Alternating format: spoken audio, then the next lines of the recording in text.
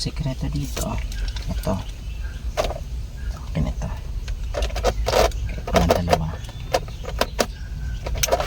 Tapos ayan. Para hindi ka mahirapan. Kasi gagalaw at gagalaw yan.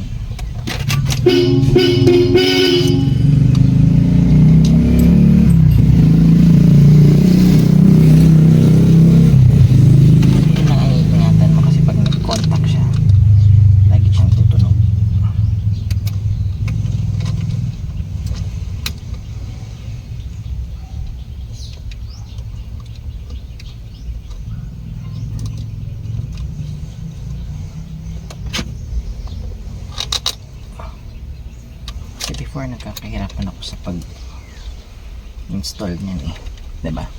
At is pag ganito nakapasok na, nakakanibago itsura ng steering wheel ko.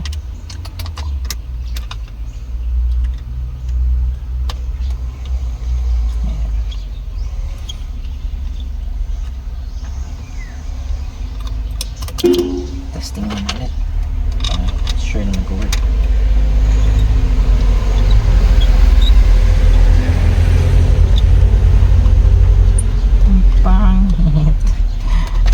Kakamis yung dati. Pwede mo na siyang tanggalin pag nalagay mo.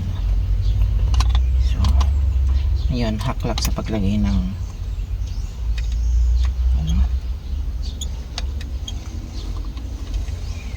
kakapanibago. Shit, mas maganda yung dati.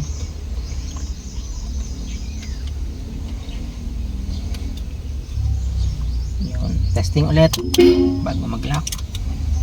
So okay na siya, so pwede na mag-lock. Lock na lahat.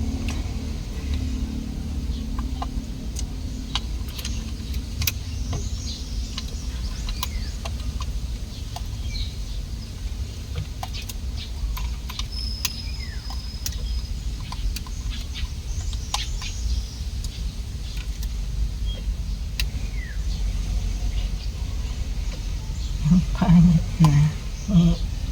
Mas maganda siya dati. Mas tingin nyo, mas maganda yung dati. Ano, mas maporma to. Pero, diba? Kaya lang sa sobrang init kasi, yan, kita nyo yan. Yan ang problema. Sa init. Itong part lang kasi ang init dito. So, the rest, okay. Pero itong taas lang.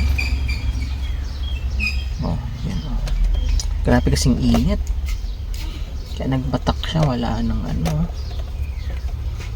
Mas maganda to eh, mas trip ko to eh, kaya lang wala na eh. So tira na lang kung anong meron.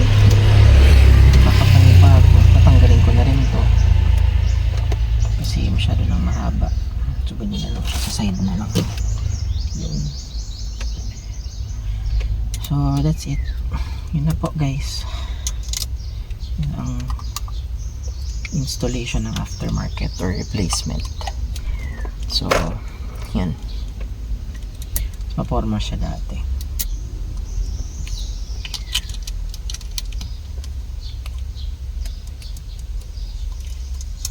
So higpit na lang kasi syempre steering wheel to, pero wag masyadong mahigpit, sakto lang kasi masisira siya pag hinigpitan mo talaga yung sobrang higpit.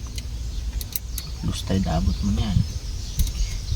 Yung higpit na mahigpit pero hindi mo pupersahin kasi ano naman siya, ilan ba siya, 6 naman siya eh.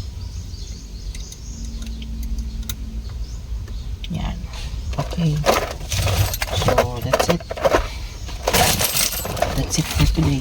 Pero hindi ko siya trip